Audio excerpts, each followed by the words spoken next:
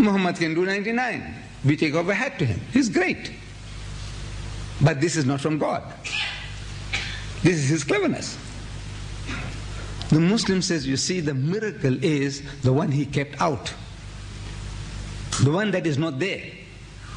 Because in the first half a dozen, you give anybody the choice of thinking, imagining attributes, in the first half a dozen, he will think of the Father in heaven. The Father in heaven, the Father in heaven. The word Father will be one of those qualities that you are conjuring up in your head. The Father, the Father, the Father in heaven. The amazing thing. Muhammad, the Prophet of God, through him Allah gives us 99 attributes, but Father is not one of them. Father is not one of them. The commonest thing, that thing is being dangled before him all the time. During his 23 years of his prophetic experience, from 40 to 63, he is giving us these verses, these attributes.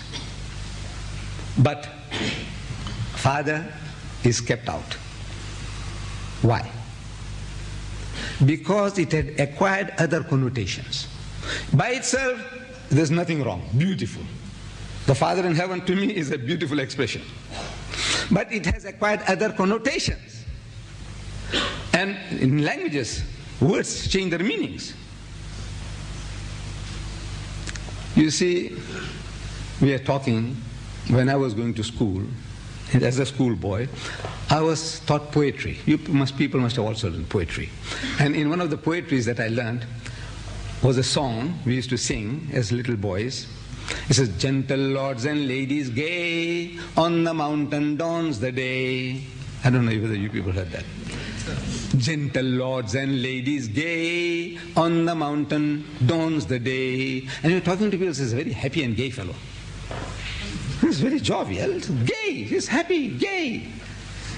Today, I say, Mr. Chairman is very gay, he'll punch me on the jaw. I says, what the hell? I said, no, look at the dictionary meaning, the original dictionary meaning.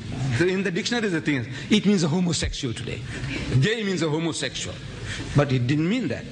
The first time as I'm growing up, I'm reading the newspapers, as I'm growing, mature, and I'm coming across expressions like gay.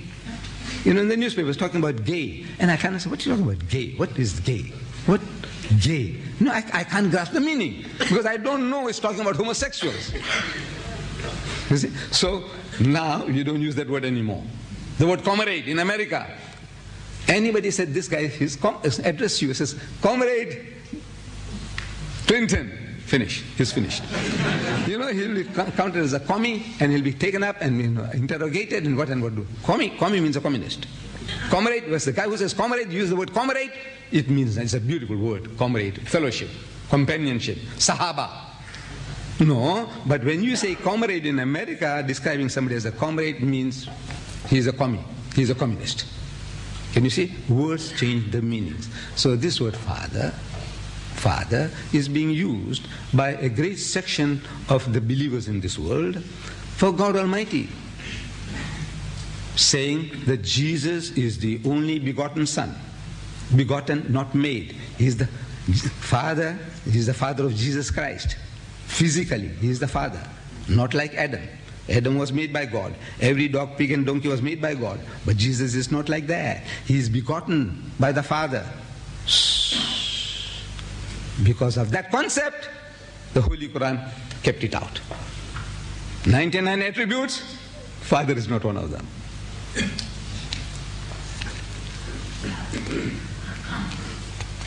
Where is God? Where is He?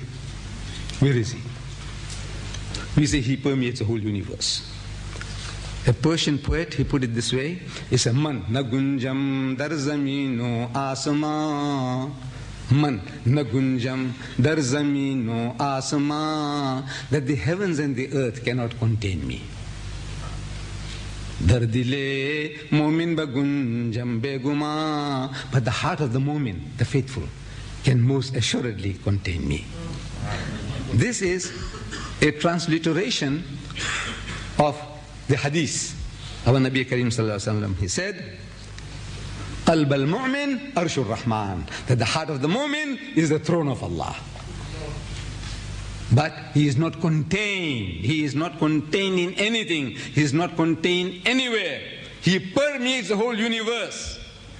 There is not a place that you can imagine where He does not exist. At times, questions have been thrown at me. They say, God can do anything. I say, no, He can't do anything. He can do everything. I say, He can't do everything. What are you talking about? I said that, you see, God, He can't make another God. Can He? He is the uncreated. When He creates, He is a created being. How can He create an uncreated?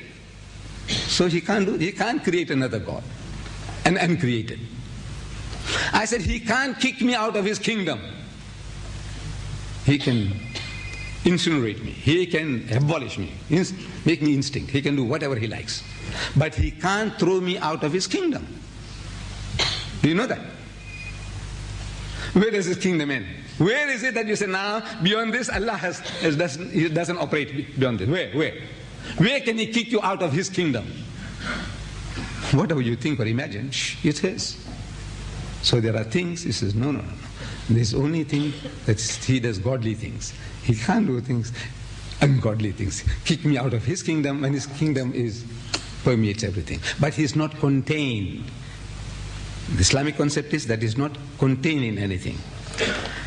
And we are given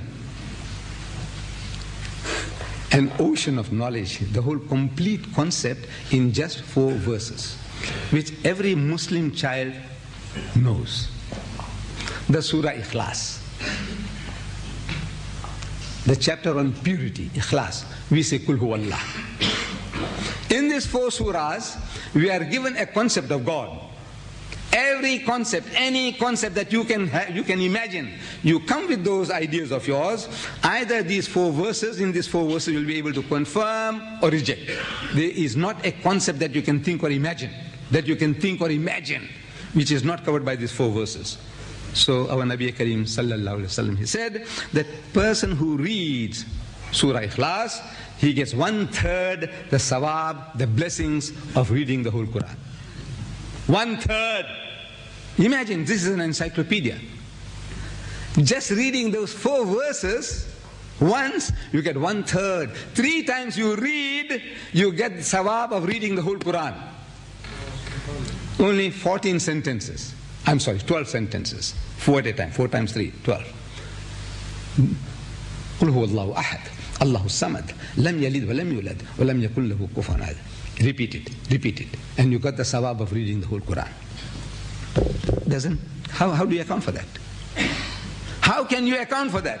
Just reading 12 sentences and you get the blessings of reading the whole book, an encyclopedia. How do you grasp that? Our Nabi Karim said so. You know what makes it so important?